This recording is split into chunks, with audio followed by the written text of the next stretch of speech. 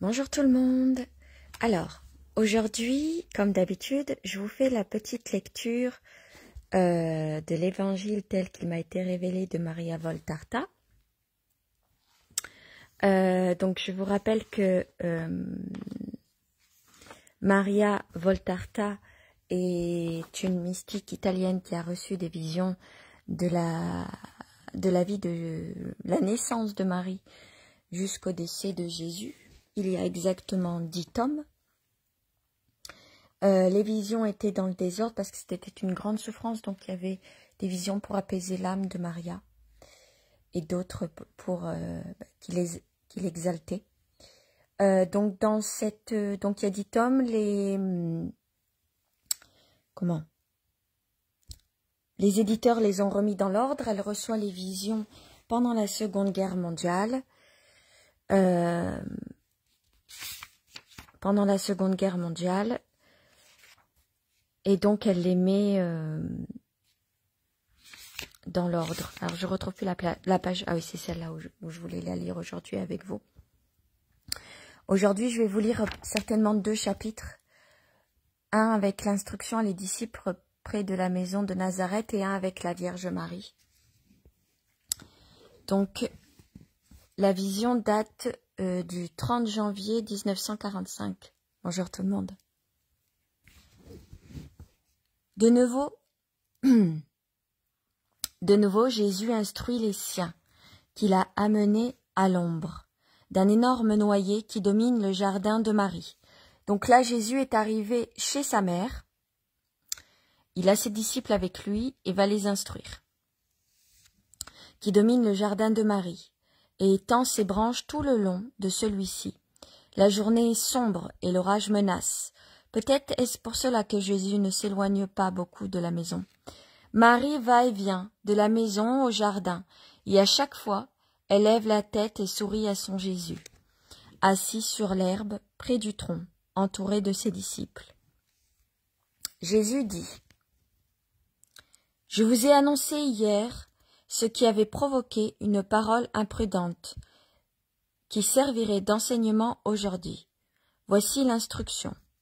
Croyez fermement, et que cela vous soit une règle de conduite, que rien de ce qui est caché ne le reste pour toujours. Croyez fermement, et que cela vous soit une règle de conduite, que rien de ce qui est caché ne le reste pour toujours. Ce peut être Dieu qui prend soin de faire connaître les œuvres de l'un de ses enfants au moyen d'un signe miraculeux, ou bien il le fait par l'intermédiaire des justes, qui reconnaissent le mérite d'un frère. Mais ce peut être aussi Satan, qui par la bouche d'un imprudent, je ne veux rien dire de plus, révèle des choses que les bons auraient préféré taire, pour ne pas pousser au manque de charité. Il déforme la vérité de façon à créer de la confusion dans les pensées. C'est ainsi que le moment vient toujours où ce qui était caché est connu. Maintenant, gardez toujours cela présent à l'esprit, que cela vous arrête sur la pente du mal, sans vous inciter par ailleurs à publier le bien que vous faites. Combien de fois on agit par bonté ou par vraie bonté, mais par bonté toute humaine. Or, comme cette bonne action n'est qu'humaine et procède d'une intention pas entièrement pure, on désire qu'il soit connu des hommes. Alors, on s'énerve, on s'irrite de voir qu'elle reste inconnue, et on étudie les méthodes pour qu'elle soit manifeste. Non, mes amis, ce n'est pas ce qu'il convient. Faites le bien et abandonnez-le au Seigneur éternel. Lui saura. Si cela vous est profitable de faire connaître aussi aux hommes, si au contraire sa divulgation devait enlever toute valeur à vos actions entreprises dans un juste but, par l'effet d'une ressurgissante d'orgueilleuse complaisance, alors le Père le garde secret. Il se réserve de vous en rendre gloire au ciel en présence de toute la cour des cieux. Ce qui veut dire que faites les choses sans vous enorgueillir, faites les choses cachées, Si Dieu décide que le monde doit le connaître, il le fera connaître, ou sinon ce sera au ciel avec la présence de la cour des cieux. Je pense que la terre, je pense que la grâce d'avoir la cour des cieux avec nous lors de ce qu'on fait caché est beaucoup mieux que si le monde le savait. Parce que je pense que la grâce est plus belle aux cieux. Ne jugez jamais un acte sur les apparences, n'accusez jamais, car les actions humaines peuvent avoir parfois un aspect déplaisant et cacher des motifs louables. Un père, par exemple, peut dire à un fils paresseux et noceur, va-t'en. Cela peut passer pour de la dureté et une dérobade à ses devoirs de père. Mais il n'en est pas toujours ainsi. Son va-t'en, cela peut passer pour de la dureté et une dérobade, mais son va-t'en a un goût de larmes bien amer, plus cher chez le père que chez le fils, et il s'accompagne de ces mots et du vœu que cela se vérifie. Tu reviendras quand tu seras repenti de ta paresse. C'est d'ailleurs justice à l'égard des autres enfants, parce que ce comportement empêche qu'un noceur dépense en dépoche ce qui appartient aussi aux autres. En revanche, cette parole serait mauvaise si elle venait d'un père lui-même en faute à l'égard de Dieu ou à l'égard de ses enfants, et qui par égoïsme s'estimerait supérieur à Dieu et penserait avoir des droits même sur l'esprit de son fils. Non, l'âme appartient à Dieu, et Dieu ne violente pas la liberté de l'âme de se donner. Dans quelle mesure? Aux yeux du monde, ces actes sont pareils, mais combien l'un diffère de l'autre. Le premier relève de la justice, et le second d'un arbitraire coupable. Ne jugez donc jamais personne. Hier, Pierre a dit à Judas, « Quel maître as-tu eu ?» Qu'il ne le dise plus, que personne n'accuse autrui de ce qu'il voit en quelqu'un d'autre ou en lui-même. Les maîtres ne tiennent qu'un seul langage pour tous leurs élèves. Comment se fait-il alors que 10 deviennent justes et 10 mauvais?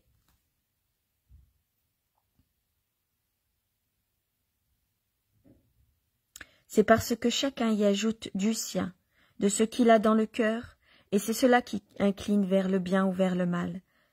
Dans ce cas, comment peut-on accuser le maître d'avoir donné un mauvais enseignement, si le bien qu'il cherche à inculquer est anéanti par l'excès de mal qui règne dans le cœur? On peut avoir tous le même enseignement, et comme on dit, on a tous les mêmes parents, la même éducation, mais c'est ce qu'il y a dans notre cœur qui transforme la sagesse. Vous pouvez avoir des frères et sœurs, avoir la même éducation, les mêmes parents, mais on est tous différents, et c'est ce que vous avez dans le cœur qui fait la différence. Le premier facteur de réussite est en vous. Le maître travaille votre moi. Mais si vous n'êtes pas susceptible d'amélioration, que peut-il faire? Qui suis-je, moi, en vérité? Je vous dis que vous n'aurez pas de maître plus sage, plus patient et plus parfait que moi. Et pourtant l'on dira même de l'un de mes disciples, mais quel maître avait-il?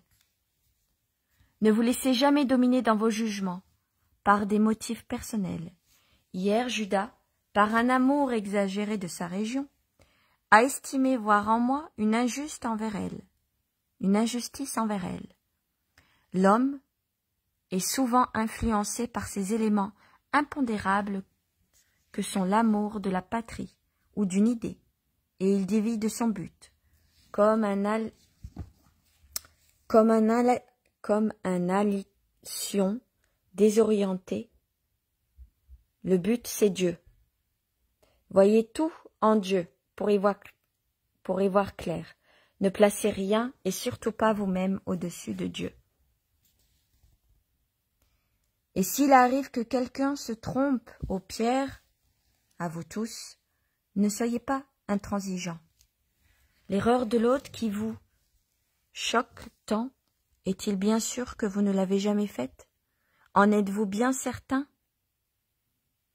et en admettant que vous ne l'ayez jamais faite, et en admettant que vous ne l'ayez jamais commise, que vous reste-t-il à faire? Vous devez remercier Dieu, et c'est tout, et être vigilant, extrêmement vigilant, continuellement, pour ne pas tomber demain dans ce que vous avez évité jusqu'à ce jour. Vous voyez, aujourd'hui le ciel est sombre à cause d'une chute de nous.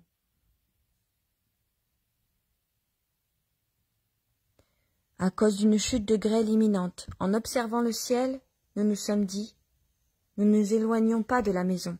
Eh bien, si nous savons ainsi juger des choses qui, pour dangereuses qu'elles soient, ne sont rien en comparaison de la perte de l'amitié de Dieu, par le péché, pourquoi ne savons-nous pas juger ce qui peut-être mettre l'âme en péril?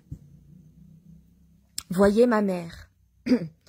Pouvez-vous imaginer qu'il puisse y avoir en elle la moindre tendance au mal? Eh bien, étant donné que l'amour la pousse à me suivre, elle quittera sa maison. Quand mon amour le voudra, ce matin, elle m'en a encore gré, alors que c'est elle qui m'a instruit. Elle me disait, « Au nombre de tes disciples, fais qu'il y ait aussi ta mère, mon fils. Je veux apprendre ta doctrine. » Elle qui a possédé cette doctrine en son sein, et d'abord en son esprit par un don de Dieu, à la future mère de son Verbe incarné, elle me disait cependant, « C'est à toi de juger, si je puisse venir, sans risquer de perdre l'union à Dieu, sans que ce monde dont tu me dis qu'il pénètre partout avec des puanteurs puisse corrompre mon cœur, qui a été et ne veut être qu'à Dieu. Je m'examine, et autant que je sache, il me semble pouvoir le faire, parce que... » Et là, elle s'est fait plus grande qu'éloge, sans même y penser.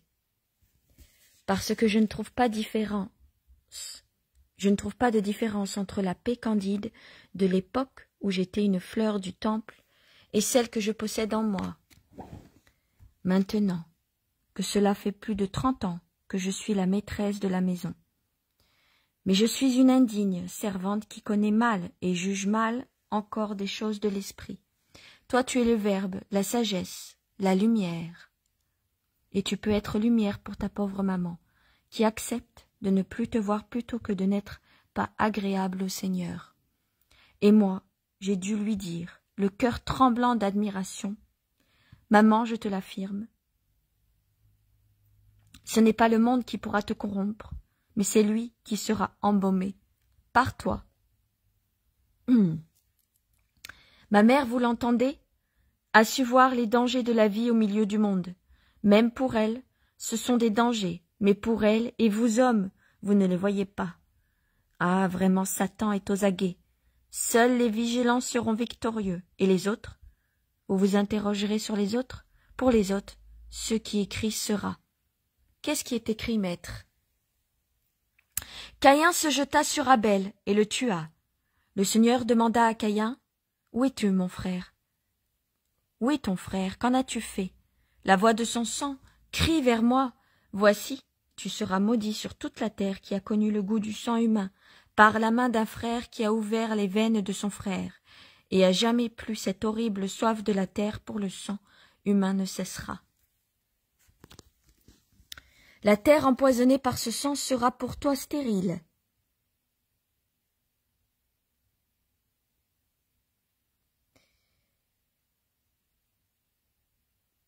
Plus qu'une femme dont l'âge a tari la fécondité, tu fuiras en cherchant la paix et du pain, et tu ne les trouveras pas. Ton remords te fera voir du sang sur toute fleur, sur toute plainte, sur toute plante, sur toute eau, sur toute nourriture. Le ciel et la mer te paraîtront être sang, et du ciel comme de la terre et de la mer te parviendront 3 voix, celle de Dieu, celle de l'innocent, celle du démon. Et pour ne pas les entendre, tu te donneras la mort. La Genèse ne dit pas cela, observe Pierre. Non, pas la Genèse. C'est moi qui le dis, et je ne me trompe pas, je le dis pour les nouveaux. Caïn, des nouveaux Abel, pour ceux qui, pour n'avoir pas veillé sur eux-mêmes et sur l'ennemi, ne feront qu'un seul avec lui. C'est moi qui le dis, je ne me trompe pas. Je le dis pour les nouveaux Caïns et les nouveaux Abel. L'histoire, donc, il a tué son frère et il s'est puni lui-même et il a tellement souffert qu'il s'est fini par se suicider. C'est ce que raconte Jésus. En gros, c'est ce qu'il a fait Judas. Il a tué son frère et dans l'histoire, Judas se suicide. C'est un peu l'histoire également. Pour ceux qui, pour n'avoir pas veillé sur eux-mêmes et sur l'ennemi, ne feront qu'un avec lui.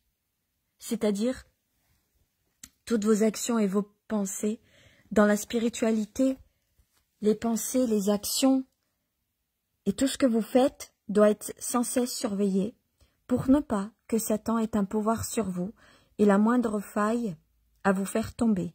C'est une constante vigilance. C'est ce qu'il explique Jésus. Une constante vigilance dans le travail spirituel. Un disciple pose la question. Mais il n'y en aura pas parmi nous, n'est-ce pas, maître, en parlant de Caïn. Jean, quand le voile du temple se déchirera, une grande vérité brillera sur Sion, tout entière. Quelle vérité, mon Seigneur? Que les fils des ténèbres ont été en vain en contact de la lumière. Garde-les. Gardez en le souvenir, Jean. Serais-je moi un fils des ténèbres? Non, pas toi, mais souviens-toi, pour expliquer le crime au monde. Quel crime, Seigneur? Celui de Caïn? Non. Celui-là était le premier accord de l'hymne de Satan. Je parle du crime parfait, du crime inconcevable. Pour le comprendre, il faut regarder au soleil de l'amour divin et à travers l'esprit de Satan. Car seul l'amour parfait et la haine parfaite, seul le bien infini et le mal infini peuvent expliquer une telle offrande à un tel péché. Vous entendez?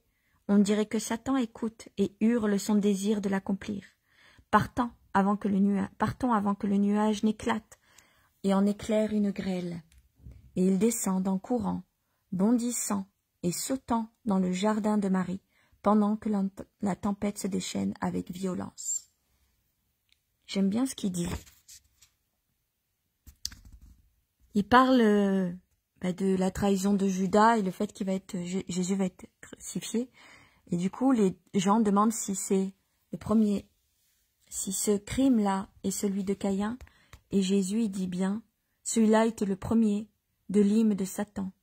Je parle du crime parfait, du crime inconcevable. Pour le comprendre, il faut regarder le soleil de l'amour divin et à travers l'esprit de Satan, car seul l'amour parfait et la haine parfaite, seul le bien infini et le mal infini peuvent expliquer une telle offrande et un tel péché. Un accord parfait du bien et du mal pour Jésus. En fait, c'est un accord parfait entre Dieu et Satan, et Jésus, c'est l'agneau parfait, le sacrifice parfait. En fait, il faut voir ça comme ça. Je vais vous lire une deuxième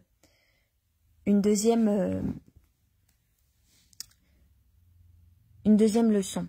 Leçon aux disciples avec la très sainte Vierge Marie, dans le jardin de la maison de Nazareth, la consolation de Jude. Donc là, Marie est à Nazareth, Jésus la rejoint, il est toujours avec ses disciples, avec la Vierge Marie. Je ne l'ai pas lu, hein. Les évangiles que je vous lis, je les ai pas lus avant vous, donc je les découvre en même temps. 31 janvier 1945, date de la vision. Jésus sort dans le jardin qui apparaît tout lavé par l'orage de la veille au soir. Il voit sa mère penchée sur les petites plantes, la rejoint, la salue. Comme il est doux leur baiser. Jésus entoure ses épaules de son bras gauche et l'attire à lui en lui donnant un baiser sur le front, à la racine des cheveux. Puis il s'incline pour que sa mère l'embrasse sur la joue. Mais ce qui complète la douceur de ce geste, c'est le regard qui accompagne leur étreinte. Le baiser de Jésus est tout amour, avec pourtant quelque chose de majestueux et de protecteur. Celui de Marie est plein de vénération, tout en étant tout amour. Dans ce baiser, on dirait que Jésus est le plus âgé, et elle toute jeune fille qui reçoit le baiser matinal de son père ou d'un frère bien plus grand. Tes fleurs ont-elles beaucoup souffert de la grêle d'hier et du vent de la nuit demande Jésus. Absolument pas, maître. Mais les feuillages sont un peu ébouriffés, répond avant Marie, la voix un peu rauque de Pierre. Ah, c'est Pierre qui a répondu, je me disais. Marie qui appelle son fils maître. Jésus lève la tête et aperçoit Simon-Pierre qui, vêtu de sa seule tunique courte, s'efforce de redresser des branches tordues en haut du figuier. « Tu es déjà au travail ? Et nous autres pêcheurs, nous dormons comme les poissons, à toute heure et en tout lieu, pourvu qu'on nous laisse en repos. Nous en prenons l'habitude. Ce matin, à l'aube, j'ai entendu grincer la porte, et je me suis dit, Simon, elle est déjà debout. Allons vite, va l'aider de tes grosses mains. Je pensais qu'elle songeait à ses fleurs pendant cette nuit de tempête, et je me suis pas trompée. Ah, je connais les femmes. La mienne se retourne dans le lit comme un poisson dans le filet quand il y a de la tempête, et elle pense à ses plantes.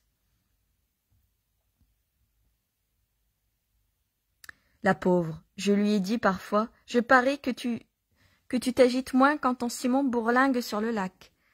Mais je suis injuste, car c'est une bonne épouse. On ne dirait pas qu'elle a pour mère. Bon, tais-toi, Pierre, il ne s'agit pas de cela. Ce n'est pas bien de murmurer et de faire imprudemment connaître ce qu'il veut mieux taire. Tu vois, maître, que ta parole est entrée même dans ma tête d'âne.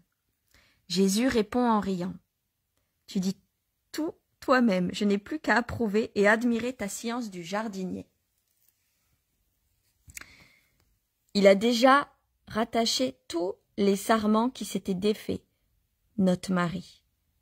Il a étayé le poirier trop chargé et passé les cortages sur le grenadier, qui ne s'est développé que d'un côté. Oui, il ressemble à un vieux pharisien, il penche du côté qui lui plaît. Je l'ai arrangé comme une voile que je lui ai dit, ne sais-tu pas que c'est la juste... Pardon, je l'ai arrangé comme une voile, et je lui ai dit, ne sais-tu pas que c'est le juste milieu qui est approuvé? Viens par là, tête dure, pour ne pas rompre sous le poids. Je m'occupe maintenant du figuier, mais c'est par égoïsme, je pense à l'appétit de tout le monde pour les figues fraîches et le pain chaud. Ah, Hérode Antipas, sans personne n'a pas un si bon repas. Mais il faut y aller doucement, car le figuier a des branches tendres comme le cœur d'une fillette, quand elle fait son premier aveu d'amour. Or, moi je suis lourd. Et les meilleures figues sont tout en haut. Elles sont déjà toutes ressaillées sous ce premier rayon de soleil. Elles doivent être délicieuses.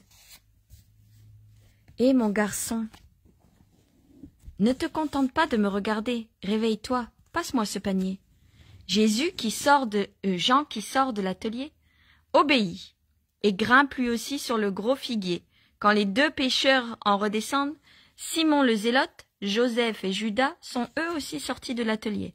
Je ne vois pas les autres. Marie apporte du pain frais, de petites miches rondes de pain bis. Pierre, avec son petit couteau, les ouvre, lui ouvre les figues par-dessus et offre le tout à Jésus, puis à Marie et aux autres. Ils mangent de bon appétit, dans la fraîcheur du jardin, resplendissant au soleil, d'un matin serein, embelli par la pluie récente qui a purifié l'air. Pierre dit « C'est vendredi, maître, demain c'est Shabbat. »« Tu ne fais pas une découverte, constate Judas. »« Non, mais le maître sait ce que je veux dire, je le sais. Ce soir nous irons au lac, et tu as laissé la barque, et nous ferons voile pour Capharnaüm. Demain, j'y parlerai. » Pierre est aux anges. Thomas, André, Jacques, Philippe, Barthélemy et Jude, qui ont dormi sûrement ailleurs, arrivent en groupe. Tous se saluent. Jésus dit « Restons ici réunis, comme cela. Il y aura un nouveau disciple, maman, viens. » Ils s'asseyent, et sur un rocher, Il s'asseye, qui sur un rocher, qui sur un tabouret, en faisant cercle autour de Jésus, qui s'est assis sur le banc de pierre contre la maison. À côté de lui se trouve sa mère, et à ses pieds, Jean, qui a préféré rester par terre. Pour être plus près, Jésus parle doucement et avec majesté comme toujours. À quoi comparais-je la formation apollistique? À la nature qui nous entoure. Voyez, en hiver la terre paraît morte, mais à l'intérieur les graines travaillent et la sève se nourrit d'humidité, gonflant les rameaux souterrains. C'est ainsi que je pourrais nommer les racines, pour en avoir en profusion, en vue des floraisons quand sera venu le temps des fleurs. Vous aussi vous êtes comparable à cette terre hivernale, nue, aride et grossière. Mais sur vous est passé le semeur, et il a jeté sa semence. Près de vous est passé le cultivateur, et il a sarclé le sol autour de votre tronc, planté dans une terre aussi dure et rugueuse que lui, pour que la nourriture, venue des nuages et de l'air, puisse parvenir aux racines, afin de les fortifier pour des fruits à venir. Quant à vous, vous avez reçu la semence et accepté le travail de la bêche, parce que vous aviez la bonne volonté de porter du fruit dans l'œuvre de Dieu. Je comparerai encore la formation apollistique à cet orage qui a frappé. Cela paraît être une violence inutile, mais voyez quel bien il a fait. Aujourd'hui, l'air est plus pur, il semble renouvelé, sans poussière. L'orage a tout rafraîchi. Le soleil est le même qu'hier, mais il n'y a plus la même ardeur fiévreuse, parce que ce rayon nous arrive à travers des couches d'air purifiées et fraîches. La verdure, les plantes sont soulagées comme les hommes, car la propreté, la sérénité sont des choses qui apportent la joie. Même les discordes servent à atteindre une plus exacte connaissance, une plus grande clarté.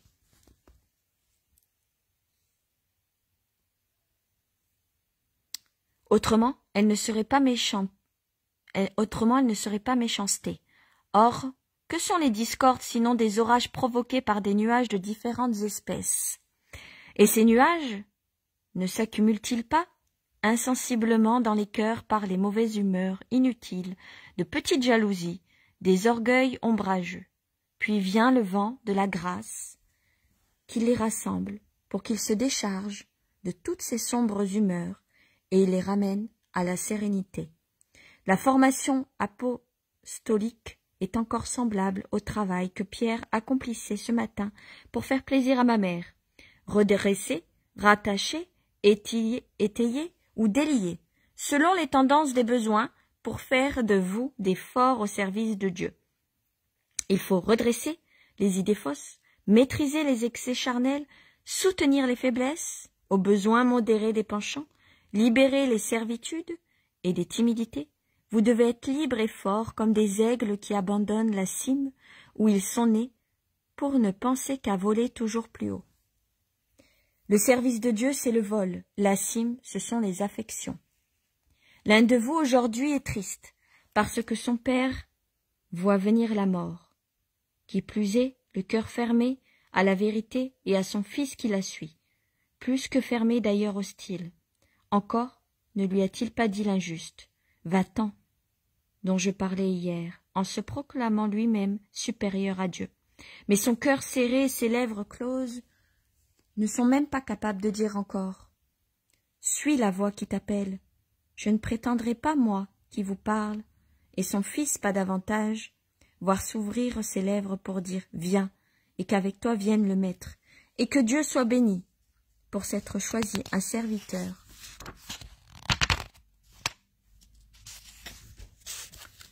de ma maison, en créant ainsi une parenté plus élevée que celle du sang avec le Verbe du Seigneur.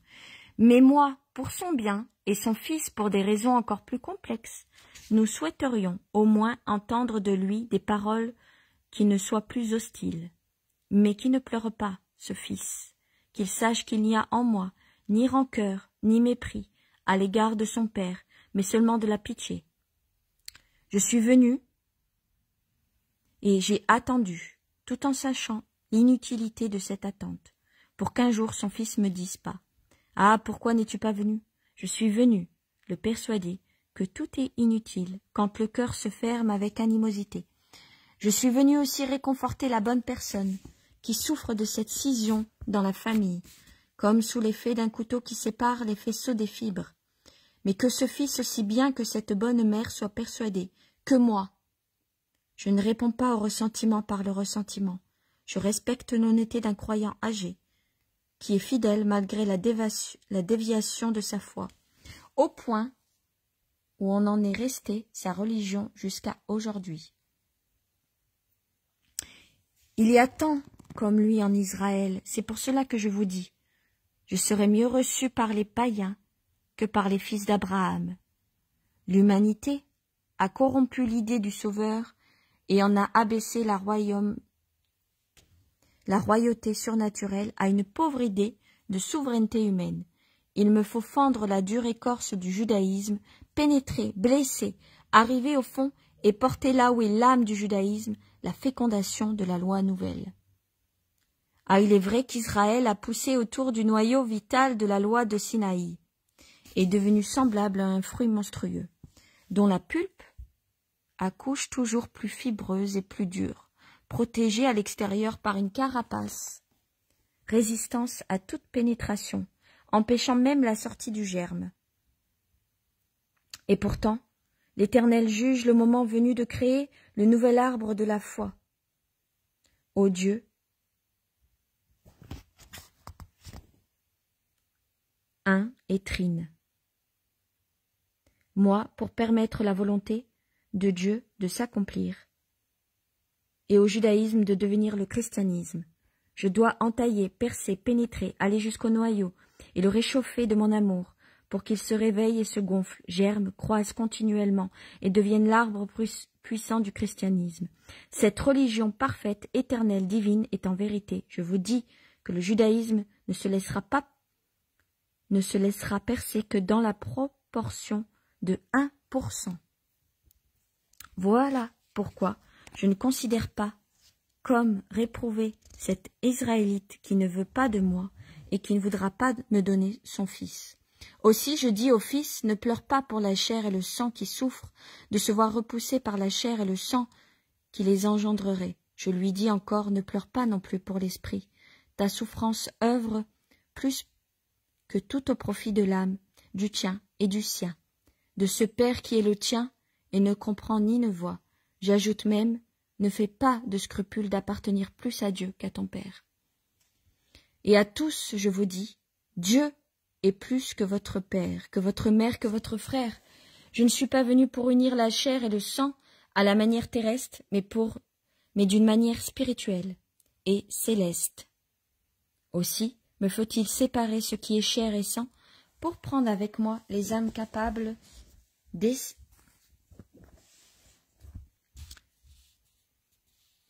Pardon, je me suis perdue. Aussi me faut-il séparer ce qui est chair et sang pour prendre avec moi les âmes capables dès cette terre de s'élever à la hauteur du ciel. Je suis donc venu appeler les forts et les rendre encore plus forts, car ce sont eux qui composent l'armée des doux. Doux pour les frères, forts à égard de leur moi et du moi de leur sang familial. Ne pleure pas, mon cousin. Ta souffrance, je te l'assure, œuvre auprès de Dieu, au profit de ton père et de tes frères, plus que n'importe quelle parole, non seulement de toi, mais même de moi. La parole ne rentre pas là où le préjugé fait barrière. Crois-le bien. Mais la grâce entre. Et le sacrifice, c'est l'aimant qui attire la grâce. D'accord. Je voulais vous parler de faire une vidéo sur le sacrifice et j'arrêtais pas de demander à Lao de m'expliquer. Je comprenais pas le principe du sacrifice. Même si je le pratique, je le comprends pas. Et là, je comprends. La phrase qu'a dit Jésus. Et j'ai compris. Merci Lao de me donner la phrase. Le sacrifice, c'est l'aimant qui attire la grâce. Ok, je m'en servirai tout à l'heure. En vérité, je vous dis que lorsque j'appelle quelqu'un au service de Dieu, il n'y a pas d'obéissance plus élevée que de répondre à cet appel. Et il faut le faire sans même s'arrêter à calculer à quel point et de quelle façon les autres réagiront à notre fidélité, à l'appel de Dieu. Il ne faut pas même s'arrêter pour ensevelir son père. Vous serez récompensé par cet héroïsme. D'ailleurs, cette récompense ne sera pas pour vous seuls, mais aussi pour ceux dont vous séparez,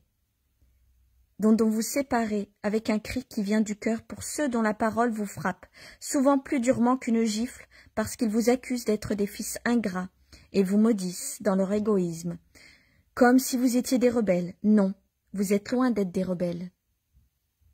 Vous êtes des saints. Les premiers ennemis des personnes appelées sont les membres même de leur famille. Mais entre amour et amour, il faut savoir distinguer et aimer surnaturellement. C'est dire qu'il faut aimer davantage le maître du surnaturel que les serviteurs de ce maître. Il convient d'aimer ses parents en Dieu et non pas plus que Dieu. Jésus se tait et se lève pour aller auprès de son cousin, qui, baissant la tête, a du mal à retenir les larmes, et lui fait une caresse.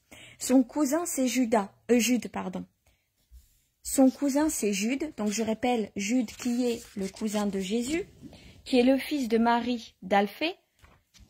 Marie d'Alphée est la belle-sœur de Saint Joseph. Donc c'est un peu compliqué. En fait, Jésus a fait tout ce discours parce que Jude veut suivre Jésus. Donc Jude, futur Saint Jude, qui est l'avocat des causes désespérées. Ne l'oubliez pas, Saint Jude de Thaddée. Donc Jude est le cousin de Jésus parce que donc Saint Joseph avait un frère qui s'appelait Alphée. Donc Saint Joseph avait un frère qui s'appelait Alphée. Il s'est marié à Marie. Tous les deux d'ailleurs, ce que je viens de calculer, je n'avais pas calculé avant, c'est que les deux frères Saint Joseph et Alphée sont mariés à une femme qui s'appelle Marie. Il y a la Vierge Marie pour Saint Joseph et pour Alphée il y a Marie. Mais du coup, dans l'évangile, il l'appelle Marie, femme d'Alphée, pour pas qu'on confonde avec la Vierge Marie. Et donc Jude est le fils d'Alphée, et sa mère c'est Marie d'Alphée, la femme d'Alphée, est tiraillé parce qu'il veut suivre Jésus dans son évangélisation, mais sa famille lui interdit en disant que Jésus est injuste, il abandonne sa mère, il abandonne la Vierge Marie, il est égoïste, capricieux, il ne fait pas les choses correctement, et Jude, tu ne peux pas faire ça parce que c'est méchant, c'est égoïste, etc., etc. Et lui, il est tiraillé entre son besoin d'être avec Jésus et son devoir envers sa famille. Et Jésus, par ses paroles, lui explique bien que même si tu tournes le dos à ta famille, si c'est pour Dieu, si c'est pour le ciel et la spiritualité, eh ben tu en seras glorifié. Parce que rien n'est plus grand que Dieu en lui-même, même nos propres parents, et qu'il n'y a pas de plus grande récompense que d'être celui qui pense faire le bien pour Dieu et tourner le dos aux gens qui ne comprendront pas. Pas tourner le dos, mais disons continuer malgré les difficultés, les remontrances et les reproches. Voilà, c'est Saint Jude, il n'est pas encore saint, c'est Jésus qui explique ça à Jude. Donc Jésus prend la parole. Jude, moi j'ai quitté ma mère, en parlant de la Vierge Marie. Jude, moi j'ai quitté ma mère pour suivre ma mission. Que cela t'enlève toute hésitation sur l'honnêteté de ta conduite. Si cela n'avait pas été un acte bon, aurais-je pu le faire à l'égard de ma mère, qui, après tout, n'a que moi seul. Ce qui est exact, parce que Saint Joseph est décédé quelques années auparavant, et Jésus part faire son évangélisation à travers tout Israël. Donc, du coup, Marie est seule, et pourtant, Jésus a quitté sa mère pour faire sa mission. Si vous sentez une mission, mais cette mission doit pas être pour vous, doit être pour Dieu.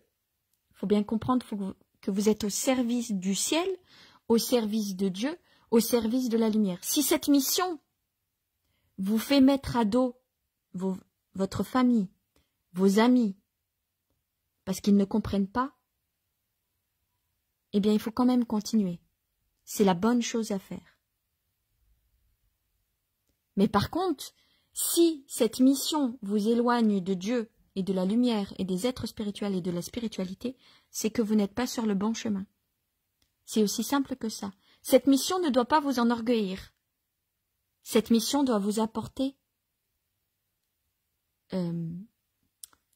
la paix de l'Esprit Saint. On va dire ça comme ça, les vertus. À vous de savoir, à vous de connaître votre mission et sur quel chemin vous êtes. Si vous ne savez pas sur quel chemin vous êtes, il n'y a qu'une question à vous poser. Est-ce que cette mission est au service du ciel, est au service de Dieu, ou est au service de mon orgueil? Si elle est au service du Dieu, c'est le bon chemin. Si elle est au service de votre orgueil, c'est le mauvais chemin. Tout simplement.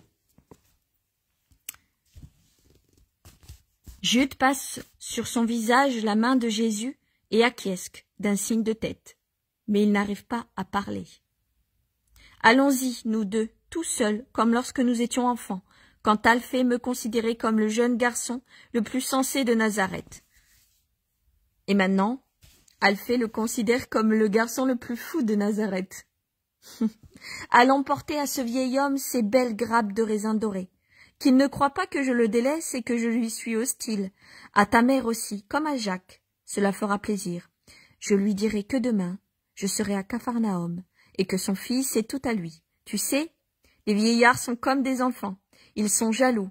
Ils s'imaginent toujours qu'on les néglige. Il faut les comprendre. Jésus a disparu, laissant dans le jardin les disciples rendus muets par la révélation d'une souffrance et d'une incompréhension entre le Père et un Fils à cause de Jésus. Marie accompagnait Jésus jusqu'à la porte, puis elle rentre avec un sourire peiné. Tout s'achève, la vision est terminée. Voilà, j'ai fini de vous révéler les 2 parties des évangiles. Je vous dis à tout à l'heure pour ceux qui font le chapelet. J'ai une vidéo à faire sur le sacrifice. À tout à l'heure, à 15h pour ceux qui font le chapelet avec moi. Ou sinon, à tout à l'heure pour la vidéo. Sinon, à la grâce de Dieu. Et je vous dirai que la paix du Christ et de Marie soit avec vous et qui vous bénisse.